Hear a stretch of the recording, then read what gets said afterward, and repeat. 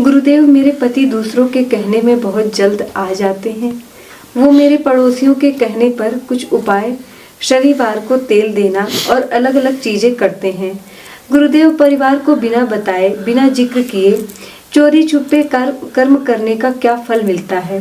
परिवार को न बताना, उनकी न सुनना, क्या यह ठीक है? मैं यह सब कर करके बहुत थक गई हूँ गुरुदेव। मैं आपकी वीडियो YouTube पर देखी थी, मुझे बहुत अच्छा लगा। मैंने अब अपने घर में कैम्फर लैंप जगाना शुरू कर दिया है, जिसके फलस्वरूप लोगों के मैं ताने भी सुनती हूँ। मैं क्या करूँ? कृपया मेरा मार्गदर्शन करिए गुरुदेव। कोई बात नहीं, कई अदूर बहुत से लोगों की प्रवृत्तियाँ होती हैं, व्यक्तित्व का उतना विकास और आयाम नहीं हो पाता विस्तृत, तो छोटी छोटी चीज़ों में फंस जाते हैं।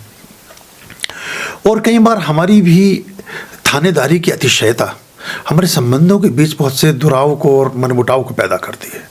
हमें लोगों को जैसे हैं थोड़ा सा उनके साथ वैसे ही एडजस्ट करना चाहिए। पहले तो हम उसको अपने जैसा बनाने की कोशिश करते हैं।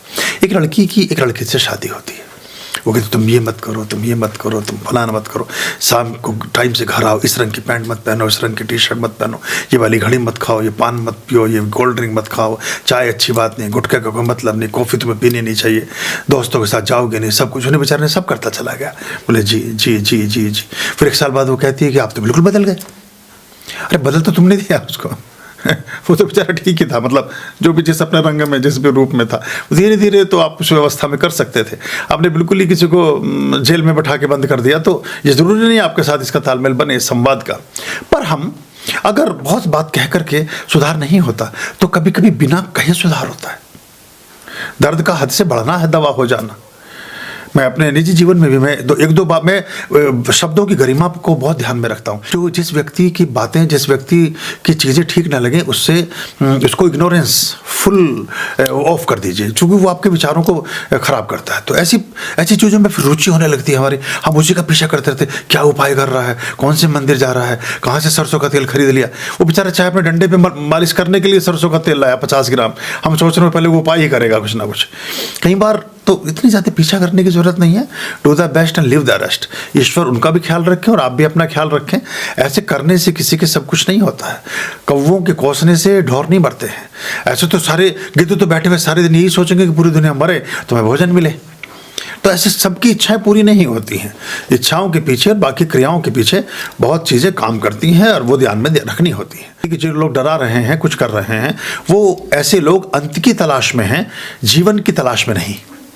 तो आदमी को जिसका जीवन अप्रियता से भरा हुआ है, जिसका जीवन अभाव से भरा हुआ है, जिसका जीवन प्रभावों से भरा है, दबाव से भरा है, परेशानियों से भरा हुआ है, वो अपने जीवन का अंत भी बड़ा निकट देखता है और पूरी दुनिया को भी मिटा देना और ख़त्म कर देना चाहता है, क्योंकि उसके लिए दुनिया बेरस है।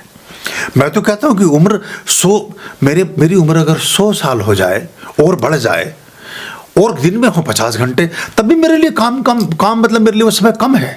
तो मेरे पास इतना परम्पार काम है और इतना मेरे पास टास्क है।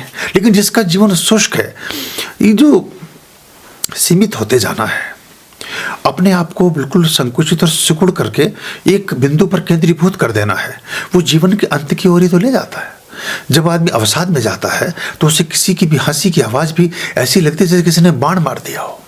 उसे किसी का संदेश भी अप्रीतिकर लगता है। उसे कोई गाना बजता हुआ एक सजा जैसा महसूस होता है। उसे कोई प्रेमी प्रेमिका किसी का विवाह होते हुए देखना, किसी का, उस हर चीज़ से चिढ़ मचती है और वो अंधेरा कमरा बंद करके इतना सिकुड़ता है कि बाद में अपना ही प्राणांत कर लेता है। वो आत्मा इतनी सिकुड़ती जाती है, वो कहती है इतने नेगेटिव आदमी के साथ मैं भी नहीं रहती, मुझे बाहर निकाल दो, मैं कहीं और अच्छे जीवन की तलाश में निकलूंगी। तेरे तो 24 घंटे ही तूने तो पूरा जो साधन था, जो ये एक वेपन था, जो ये एक औजार था जिसमें मैं रह रही थी, जो शरीर मेरा एक माध्यम था, कुछ साल 70 साल 80 साल 100 साल जिंदा रहने का, तूने उस साधन को पूरी तरह से विक्षिप्त कर दिया है। तो अब तू मुझे बकस, मैं चली। तो फिर ऐसी मन में स्थितियां लोगों के आती हैं। और जीवन अगर आनंदमय है तो आपको बहुत छोटा महसूस होता है। सुख भरे दिन हमेशा छोटे महसूस होते हैं। प्रेमी प्रेमिका 3 घंटे भी बैठ के बात करें तो ऐसा लगता है 10 मिनट हुए थे बस। और कोई मनुष्य आदमी आगे बराबर में बैठ जाए 10 मिनट भी ऐसे लगते हैं कि 5 घंटे हो गए, उठेगा कब, ये जाएगा कब अपने घर। तो ये हमारे मनोवैज्ञानिक चीज़ें हैं। तो जिनके जीवन में पुलक है वो बड़े जीवन के, लंबे जीवन की कामना करते हैं। और ऐसा कुछ अभी होने जहाँ कुछ चीज़ें हैं छोटी मोटी, वो ऊपर नीचे होती रहती हैं, ज़्यादा चक्कर में मत पड़िए और बहुत ज़्यादा इन चीज़ों को देखिए भी नहीं। इनके ज़्यादा इन सब चीज़ों से दिमाग और हमारा किसी न किसी तरह के संशय में फंसता है।